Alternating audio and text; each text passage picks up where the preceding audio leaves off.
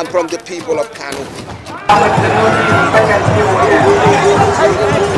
have to acknowledge that the Emir has a special cargo of loyal servants. On this occasion, one of the prominent royal servants, Metapari, the king's chief gunman, had a special homage for the Emir.